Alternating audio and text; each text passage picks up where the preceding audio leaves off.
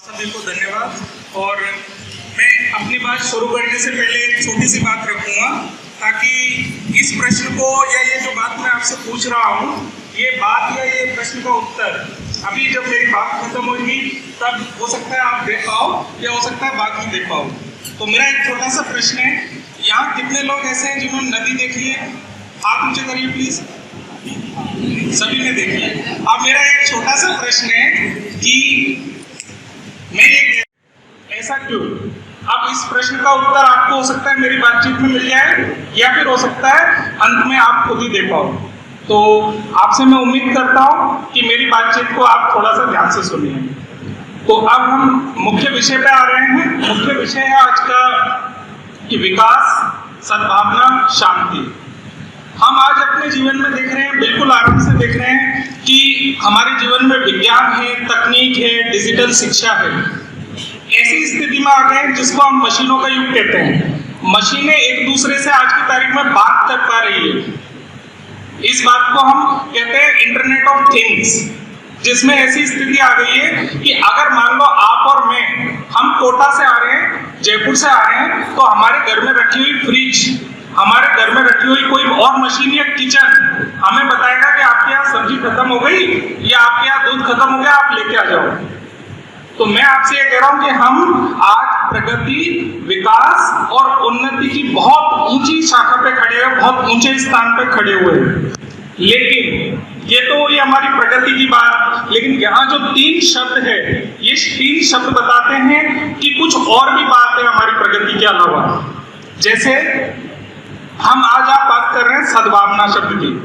सद्भावना शब्द का अर्थ है कि हमारा आपस में विश्वास, हमारा एक दूसरे के प्रति रेस्पेक्ट, हमारा एक दूसरे के प्रति कम्युनिकेशन, संचार, ये कमजोर हो रहा है। किसके प्रति?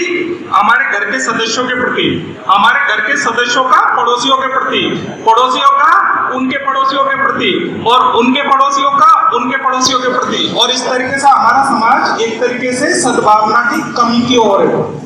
इस बात को हम हमारी चारों तरफ देख रहे हैं।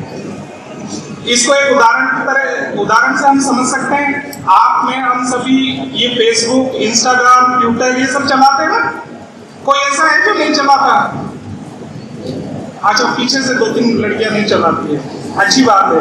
तो हम ये देखते हैं कि हम सभी उन अनजान लोगों से, या हो सकता है बहुत सारे ऐसे लोग हैं जिनसे हम जिंदगी में कभी नहीं मिलेंगे, लेकिन उनको हम गुड मॉर्निंग करते हैं, गुड नाइट करते हैं, और बहुत सारे अलग अलग तरीके से हम उनके प्रति समर्पित रहते हैं। उनके जीवन में कुछ भी अच्छा होता है तो हम बधाई देते हैं कि बधाई हो। लेकिन जो हमारे घर के सदस्य हैं, हमारे माता पिता हैं, हमारे बुजुर्ग लोग हैं, जिनको हमसे बात करने की उम्मीद रहती है कि ये बच्चा, मेरा बेटा, मेरी बेटी मुझसे आके बोले, लेकिन ऐसी स्थिति आ गई कि वो इंतजार करते रहते हैं जो हमारे घर के लोग हैं। और दूसरी तरफ जिनसे हमें कभी जिंदगी में मुलाकात ही नहीं होगी, उनसे हम गुड मॉर्निंग, गुड नाइट और ये सब चीजें विश कर रहे हैं। तो ये हो गई सद्भावना कम में हमारी। दूसरा पॉइंट आता है कि शांति। आज हमारी बहुत तेज लाइफ है, हम सभी के पास बहुत सारे काम हैं, इधर उधर की बहुत सारी सूचनाएं हैं। इन सब में हम स्वार्थी हो गए, एक दूसरे के प्रति हमारा जलन, ईर्ष्या, ऐसी स्थितियां हम लेकर आ रहे हैं। तो इसके परिणाम स्वरूप क्या हो रहा है कि हमारे जीवन में अशांति आ रही है। कितने लोग ऐसे हैं जो ये जानते हैं कि खेत के बीच में एक दीवार होती है, उसको क्या बोलते हैं? मेड। अब आपको ताज्जुब होगा कि हिंदुस्तान में न्यायपालिका के अंदर जो 60-70% केस है, उनका मूल जड़ या मूल कारण जमीन है, कि जमीन से संबंधित विवाद है।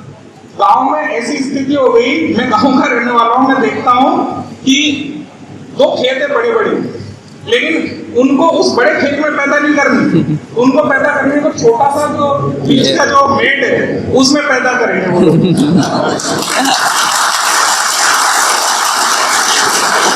तो ये हो गई हमारी कि हम अशांत हैं, हम सभी अशांत हैं। जिस गांव को हम मानते थे कि गांव को लोग बहुत खुशहाली से रहते हैं, लेकिन गांव में ही इस तरह के विवाद सबसे ज्यादा हो रहे हैं। हमें वो है ना, 1 फीट की जो जमीन है उसमें सारी पैदा करनी है, सारा गेहूं उपजाना है, उसमें नहीं उपजाना, पूरा बड़ा खेत पड़ा हुआ है।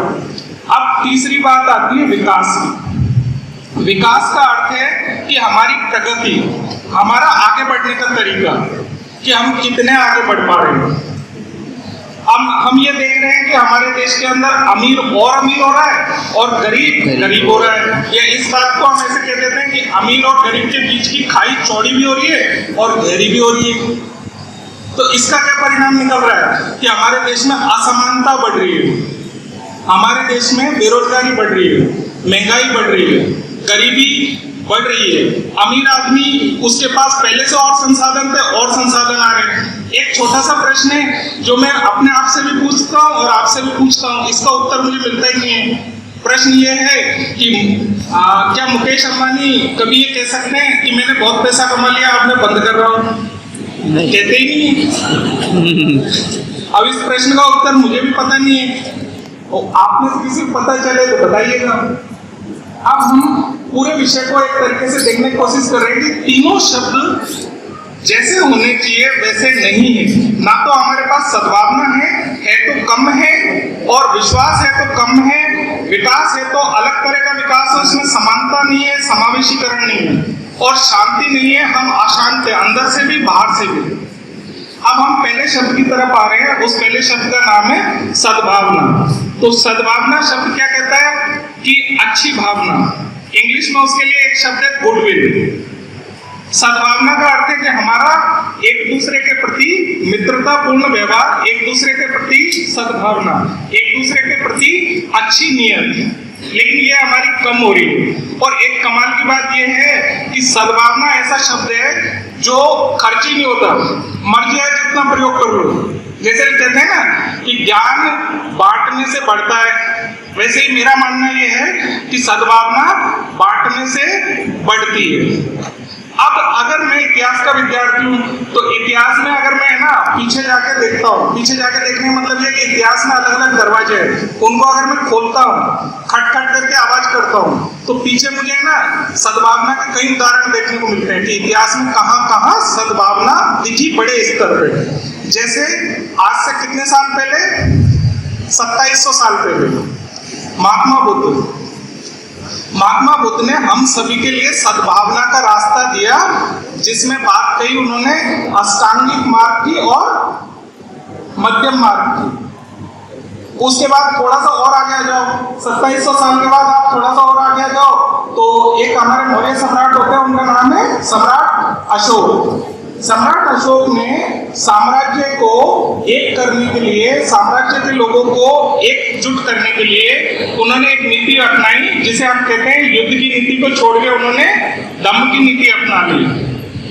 अब इसके बाद थोड़ा सा और आगे आ जाओ, अब मध्यकाल में हमारे पास एक महत्वपूर्ण शासक आते हैं, वो है अकबर। अकबर ने सुलह कुल की नीति अपनाई। सुलह कुल की नीति वस्तुतः सद्भावना ही है, मित्रता और शांति की नीति। अकबर एक विदेशी है और वो यहाँ आया, लेकिन वो विदेशी होकर स्वदेशी हो गया और हमने उस विदेशी को अपने समाज में एकीकृत कर लिया। तो ये सद्भावना थी। अकबर का शासन अगर चल पाया, मुगल शासन स्थापित हो पाया, तो इसके पीछे एकमात्र बड़ा कारण ये था कि अकबर सद्भावना से प्रेरित होकर शासन कर रहा था। उसके बाद हम देखते हैं, थोड़ा और आगे आ जाते हैं तो हमारे गांधी बापू नजर आते हैं। और मेरा नाम आप लोगों को थोड़ा अलग लगा होगा कि यार ये क्या नाम हुआ, मीना अजय श्री राम बोस, है ना।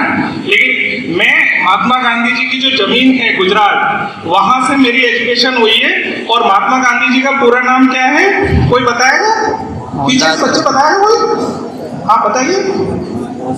मोहनदास करमचंद गांधी। तो इसमें मेरे पापा का नाम भी है ना, इस वजह से मेरा नाम ऐसे है। तो हम गांधी जी के पास आते हैं और गांधी जी हमें रास्ता देते हैं सद्भावना का, जो अंग्रेजों ने स्थापित करी थी। लड़ाई, अंग्रेजों ने लड़ाई जीत के भारत के ऊपर शासन किया, और इस शासन को अंग्रेजों से छुड़ाने के क्रम में गांधी जी ने सत्य, अहिंसा और सत्याग्रह की नीति का पालन किया। और फिर हम देखते हैं कि एक तरीके से हमारे देश को स्वतंत्रता मिली। तो मैं ये सब उदाहरणों के माध्यम से इतना कहना चाह रहा हूँ आपसे कि सद्भावना से ही इतिहास में उन लोगों ने सम्मानजनक स्थान प्राप्त किया है, सम्मानजनक देश और शासन व्यवस्था दी है, जिन्होंने सद्भावना को अपने शासन में अपनाया है। अब दूसरा शब्द है आज का शांति। शांति मतलब पीस, अमन, चैन, भाईचारा। शांति एक सामान्य अर्थ में हम ये कह सकते हैं कि शांति का सीधा सा अर्थ तो ये है कि भाई युद्ध नहीं हो रहा हो, हिंसा ही नहीं हो रही हो कहीं दाएं बाएं, तो ये शांति हो गई। लेकिन अगर इसको थोड़ा और बड़े अर्थों में देखें तो बड़े अर्थों में हमें शांति ऐसे नजर आएगी कि ना तो युद्ध भी ना हो, हिंसा भी ना हो, और जो हमें प्रकृति से विभिन्न प्रकार के मानवाधिकार मिले और संविधान ने हमें क्या दिया है, मौलिक अधिकार, तो इन सब का प्रयोग सभी नागरिक बराबर रूप से कर पाए। तो ये क्या है, आपकी शांति।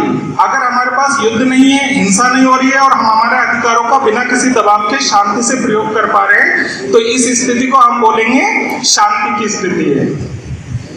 शांति को अब वापस अगर हमें ना थोड़ा सा वापस में अगर इतिहास का दरवाजा वापस खटखटाऊं, उसकी खिड़कियों को वापस खोलूं, तो कुछ कुछ उदाहरण हमें नजर आते हैं। हमने देखा होगा कि हम में से सभी ने थोड़ा करके कभी ना कभी इतिहास पढ़ा ही है। उस इतिहास में जितने भी राजवंश आए हैं, जितने भी शासक आए हैं, उन शासकों ने एक दूसरे को युद्ध कर करके हटाया है और फिर दूसरे शासक आए। जैसे आर्यक वंश को शिशुनाग वंश ने हराया, शिशुनाग को नंदों ने, नंदों को मौर्यों ने, मौर्यों को क्षेत्रीय शासकों ने, क्षेत्रीय शासकों को गुप्तों ने, गुप्तों को फिर क्षेत्रीय शासकों ने, फिर क्षेत्रीय शासकों को तुर्कों ने, फिर तुर्कों में अलग अलग आते हैं गुलाम वंश, खिलजी वंश, तुगलक वंश, और फिर इन सबको मुगलों ने, और फिर मुगलों को और क्षेत्रीय शासकों को किसने हराया, अंग्रेजों ने। अब यहां तक आपको दिखाई देती है लड़ाई लड़ाई लड़ाई लड़ाई लड़ाई, युद्ध।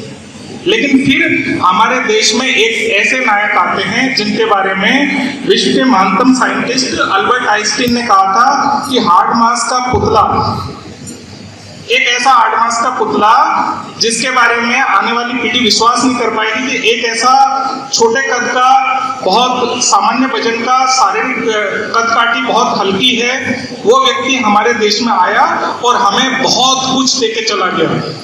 मैंने आपको प्राचीन इतिहास से अब तक बताया कि कैसे युद्धों से परिवर्तन हो रहे हैं, लेकिन गांधी ने इस देश को शांति का रास्ता दिया, गांधी ने इस देश को अहिंसा का रास्ता दिया, गांधी ने इस देश को सत्याग्रह का रास्ता दिया। और आप देखो कि 1947 के बाद हमारे यहाँ परिवर्तन तो फिर भी आए हैं कि पहले पंडित जवाहरलाल नेहरू थे, फिर लाल बहादुर शास्त्री थे, फिर उसके बाद इंदिरा गांधी, फिर उसके बाद श्रीमान राजीव गांधी, फिर उसके बाद पीवी नरसिंह राव, फिर डॉक्टर मनमोहन सिंह, फिर अटल बिहारी वाजपेयी पहले, और उसके बाद वर्तमान में नरेंद्र मोदी। अब इनमें आप ये देखो कि परिवर्तन तो अब भी हो रहे हैं, लेकिन गांधी ने एक ऐसी व्यवस्था स्थापित करी, या हमारे स्वतंत्रता सेनानियों ने ऐसी व्यवस्था स्थापित करी जिसे हम कहते हैं संविधान।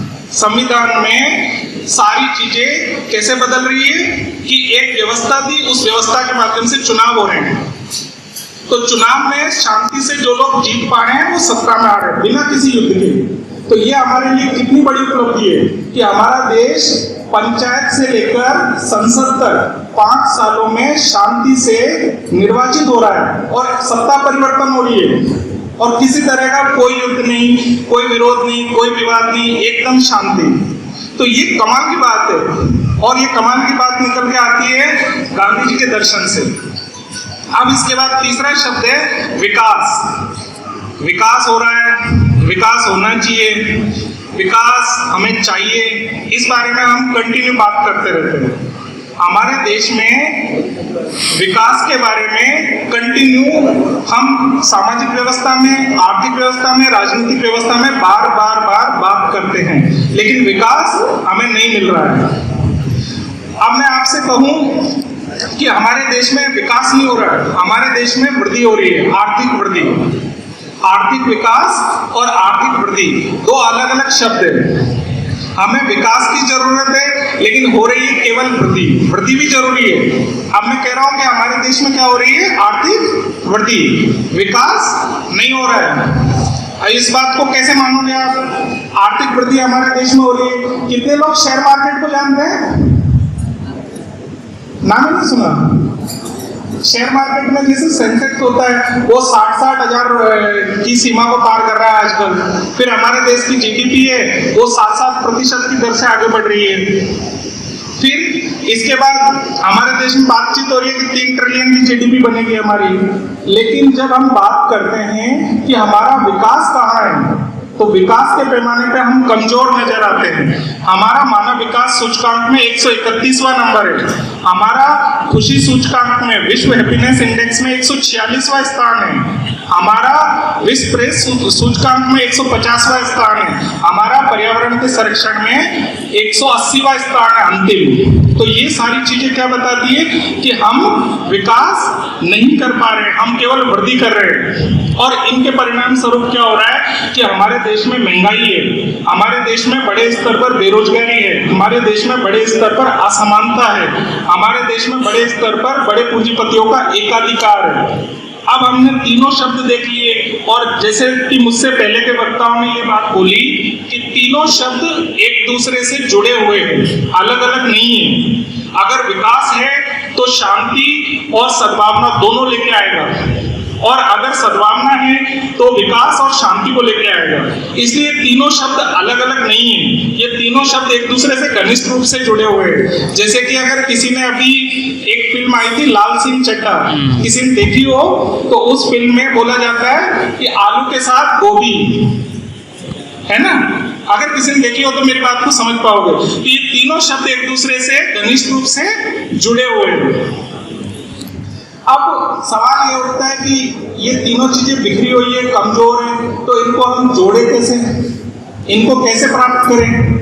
भाई ऐसा क्या करें कि ये चीजें आराम से जुड़ जाए, आगे बढ़ जाए, हम सभी थोड़ा सा आगे निकल जाए, तरक्की करें, शांति स्थापित हो, विकास स्थापित हो। तो इसके लिए 3-4 बिंदु है और उसके बाद मैं अपनी वाणी को विराम दूंगा। पहला बिंदु यह है कि गांधी जी ने भी हमेशा ये कहा है और आज की समस्याओं का समाधान ये है कि अच्छे कार्य की शुरुआत किससे होती है? खुद से। किससे होती है? खुद से। अगर मैं अंदर से शांत हूं, मैं अंदर से दूसरों के प्रति अच्छी भावना रखता हूं, मैं अंदर से दूसरों के प्रति प्रेम रखता हूं, तो मेरे आसपास के सभी लोग खुश रहेंगे, मेरे आसपास का वातावरण खुश रहेगा। अगर हम यहाँ पर एक दूसरे से बात कर रहे हैं, प्रेम से बात कर रहे हैं, बहुत दोस्ती में बात कर रहे हैं, तो इसका प्रभाव आपके रिश्तेदारों पे पड़ेगा, आपके रिश्तेदारों का उनके रिश्तेदारों पे, उनके पड़ोसी का उनके पड़ोसी पे, और समाज का दूसरे समाज पर, दूसरे समाज का तीसरे पर, और पूरा देश, पूरी पृथ्वी, पूरा संसार सद्भावना, शांति को समझेगा। दूसरा उपाय ये कर सकते हैं कि जो अलग अलग तरह की समस्याएं हैं उनके लिए हम गरीबों को विभिन्न प्रकार की सुविधाएं देते हैं।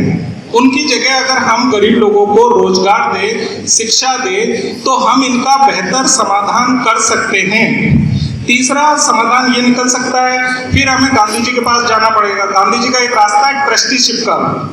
हम में से अधिकांश लोग बाग जो सक्षम हैं, पूंजीपति है, उद्योगपति है, जो प्रशासनिक लोग बाग है, जिनके पास अच्छा खासा धन है, संपत्ति है, संपदा है, वो अपने धन का कुछ हिस्सा समाज को डोनेट करें। इसी चीज को वारेन बफेट और गिविंग द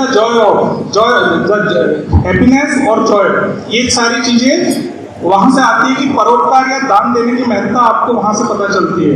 और अंतिम बिंदु ये कर सकते हैं कि विश्व की विभिन्न प्रकार की जो संस्थाएं हैं, जैसे WHO जो काम करती है स्वास्थ्य में, WTO जो काम करती है व्यापार में, यूनेस्को जो काम करता है विभिन्न प्रकार के सांस्कृतिक गतिविधियों को, सामाजिक गतिविधियों को बढ़ाने में, इन संस्थाओं को वैश्विक स्तर पर सामंजस्य बढ़ाने के लिए आर्थिक अधिकार दिए जाए और साथ में ही इन संस्थाओं को अधिकार दिए जाए राजनीतिक, ताकि विश्व व्यवस्था को संभाल सके। तो आप सभी का बहुत बहुत धन्यवाद। मुझे आपने ध्यान से सुना और मुझे मंच पे बोलने का अवसर दिया, तो आप सभी को सादर नमन। अब एक छोटी सी चीज रह गई थी कि उस प्रश्न का उत्तर कि कोई नदी में 2 बार नहीं नहा सकता, किसी को आता है तो प्लीज बोल दीजिए। हाँ सर, आ जाइए सर, आते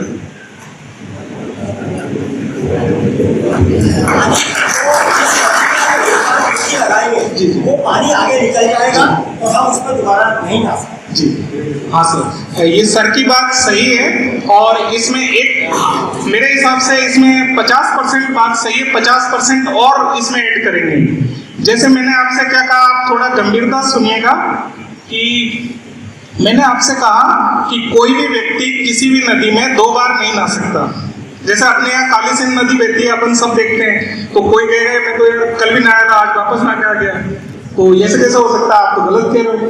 लेकिन सर ने जैसे एक बात बताई, मैं दूसरी बात और बताऊंगा। इसमें 2 पहलू है, इसमें 2 बातें हैं। पहली बात कि भाई जिस पानी में मैं अभी नहाया हूँ 1 मिनट पहले, वो तो बह के आगे निकल गया, तो मैं उस पानी में दोबारा नहा ही नहीं रहा, वो दूसरा पानी आ गया। दूसरी बात कि इस पीरियड में आप ये भी तो देखो कि आप 1 मिनट पहले जो थे वो आप 1 मिनट बाद थोड़ी हो, आप भी तो बदल गए। आप हमारा शरीर दिन प्रतिदिन खत्म हो रहा है, हम मृत्यु की तरफ जा रहे हैं। कोई भी चीज इस संसार में स्थिर नहीं है, कि स्थिर चीज एक ही है, परिवर्तन। तो हम परिवर्तित हो रहे हैं। तो इस तरीके से आप देख सकते हैं कि नदी का पानी बदल गया और मैं जो था मैं भी बदल गया, तो हम 2 बार नहा नहीं सकते। धन्यवाद।